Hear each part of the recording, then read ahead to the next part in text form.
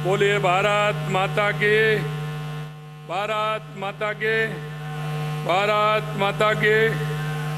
आज के इस स्वस्थ नारी सशक्त परिवार अभियान के इस कार्यक्रम के अवसर पर मंच पर विराजमान कैबिनेट में हमारी साथी उप मुख्यमंत्री श्रीमती दिया कुमारी जी, चिकित्सा एवं स्वास्थ्य मंत्री गजेंद्र सिंह खीवसर साहब, राजस्थान वित्त आयोग अध्यक्ष अरुण चतुर्वेदी जी, राज्यसभा के सांसद पार्टी के वरिष्ठ नेता घनश्याम तिवारी जी, हमारी जयपुर की सांसद श्री में हमारी साथी उप मुख्यमंत्री श्रीमती दिया कुमारी जी, चिकित्सा एवं स्वास्थ्य मंत्री गजेंद्र सिंह खीवसर साहब, राजस्थान वित्त आयोग अध्यक्ष अरुण चतुर्वेदी जी, राज्यसभा के सांसद पार्टी के वरिष्ठ नेता घनश्याम तिवारी जी, हमारी जयपुर की सांसद श्रीमती मंजू शर्मा जी, हमारे नेता प्रतिपक्ष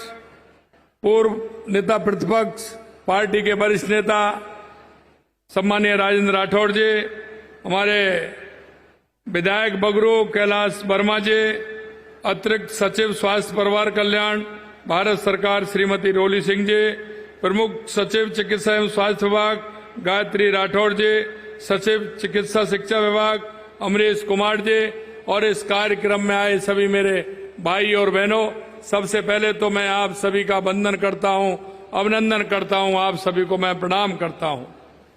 आज देश के यशस्वी प्रधानमंत्री नरेंद्र मोदी जी का आज जन्मदिन है। मैं आपके माध्यम से देश के यशस्वी प्रधानमंत्री नरेंद्र मोदी जी को जन्मदिन की बहुत बहुत शुभकामनाएं देना चाहता हूं, क्योंकि आज आप देख रहे हैं राजस्थान के अंदर सेवा पखवाड़ा प्रारंभ हुआ है और आप देख रहे हैं कि वो ग्रामीण क्षेत्र में और शहरी क्षेत्र में भी आज उनका शुभारंभ हुआ है। देश के यशस्वी प्रधानमंत्री नरेंद्र मोदी जी का अभी आपने उद्बोधन सुना। उनके मन के अंदर जो ललक है, वो जो करना चाहते हैं, उस अंतिम पायदान पर खड़े हुए व्यक्ति के लिए जिसको आवश्यकता है, उसी के अनुरूप हमने उनकी प्रेरणा से राजस्थान के अंदर हमने 15 दिन का सेवा पखवाड़ा मनाने का निर्णय किया है।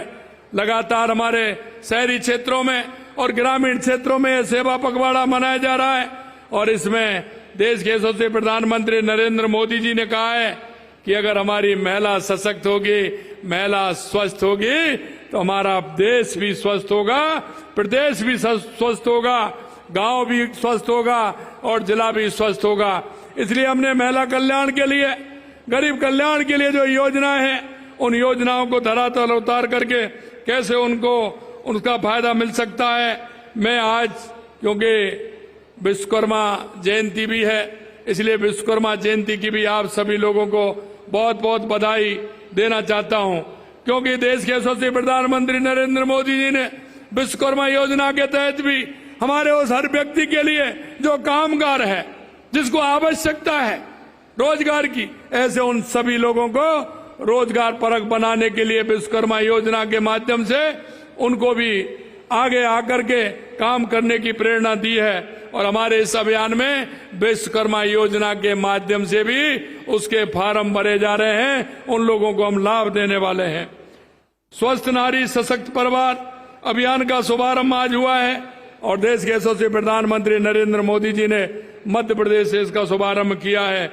आपने देखा है मेरे भाई और बहनों, 11 साल के अंदर देश के यशस्वी प्रधानमंत्री नरेंद्र मोदी जी ने देश में जो परिवर्तन किया है, चाहे वो हमारी गरीब कल्याण की योजनाएं हो, चाहे हमारे विकास की योजनाएं हो, चाहे हमारा आतंकवाद नक्सलवाद का खात्मा हो या दुनिया में बढ़ता हुआ भारत का गौरव हो, देश के यशस्वी प्रधानमंत्री नरेंद्र मोदी जी के नेतृत्व में लगातार हमारा देश आगे बढ़ रहा है। आप देखेंगे कि इसके साथ साथ जो अभियान हमारे चल रहे हैं, चाहे हमारा बेटी बचाओ बेटी पढ़ाओ अभियान हो, उज्ज्वला योजना, सुकन्या समृद्धि से लेकर के प्रधानमंत्री मातृ वंदना योजना तक, हर कदम महिला सशक्तिकरण के लिए देश के यशस्वी प्रधानमंत्री नरेंद्र मोदी जी ने उठाया है। मैं उनके स्वस्थ महिला सशक्त परिवार के इस ऐतिहासिक कदम के लिए भी मैं शुभकामनाएं देता हूं और मैं आपसे यही कहना चाहता हूं मेरे भाइयों, हमारी सरकार को 2 साल हुए हैं, लगातार हमारे गरीब कल्याण के कार्य हमारे चल रहे हैं। आप लगातार देख रहे हैं महिला सशक्तिकरण के क्षेत्र में हमारी सरकार काम कर रही है।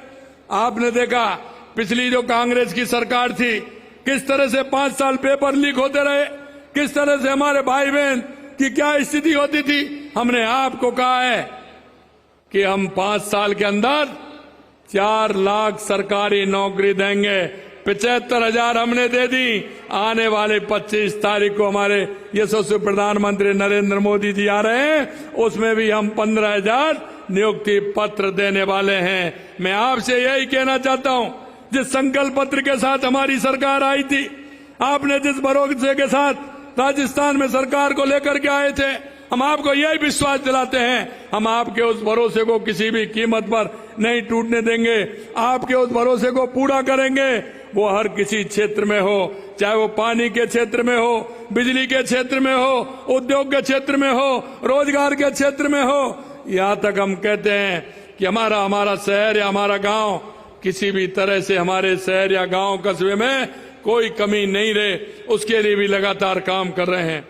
आपने देखा है हमारे आज से जो शहर और ग्रामीण क्षेत्र में जो हमारा सेवा पखवाड़ा प्रारंभ हुआ है, उसमें कई तरह की जांचें भी हैं, कई तरह की योजना भी है, किस तरह से हमारे गांवों को हम सशक्त बना सकते हैं। हमारे उन भाई बहनों को जिनको पट्टे की आवश्यकता है, उनको पट्टा भी मिलेगा।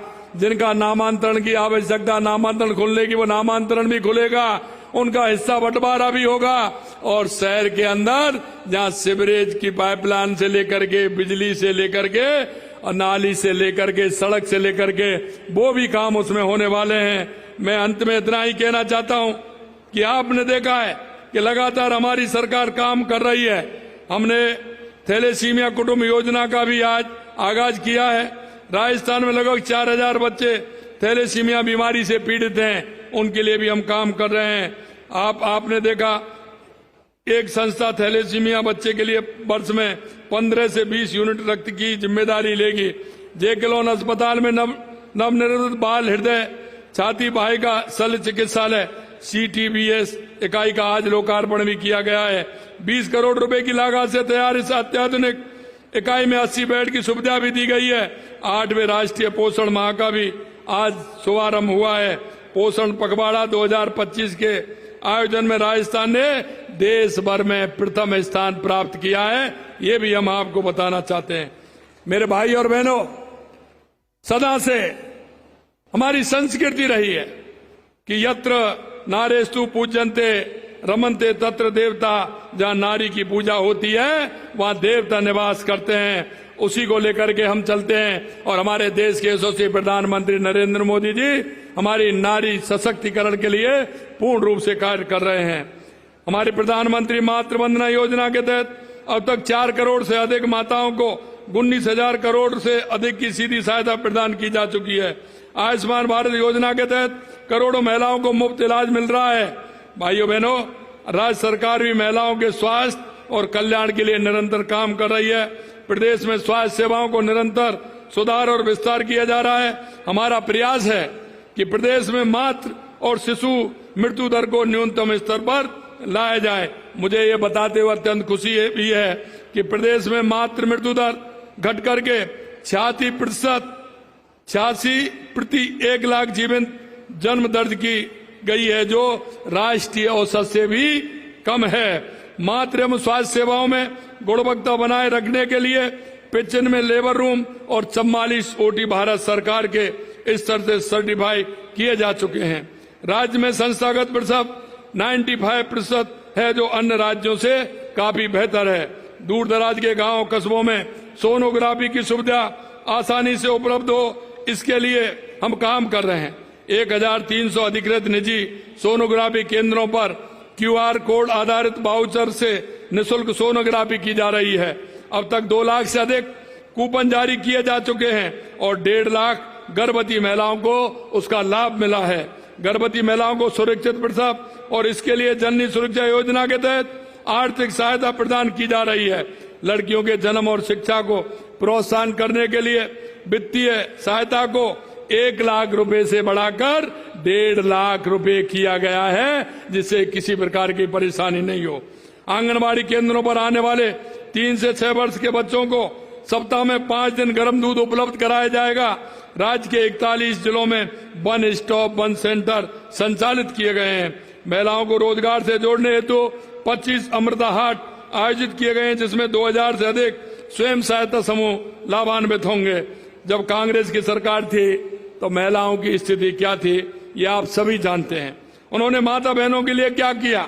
उनके शासनकाल में मातृ मृत्यु दर आसमान छू रही थी, संस्थागत प्रसव के दर बेहद कम थी, बेटी बचाओ बेटी पढ़ाओ जैसी कई योजनाएं थी। कांग्रेस ने महिलाओं को केवल वोट बैंक समझा, लेकिन आदरणीय मोदी जी और भाजपा की सरकार ने उन्हें शक्ति का स्रोत माना।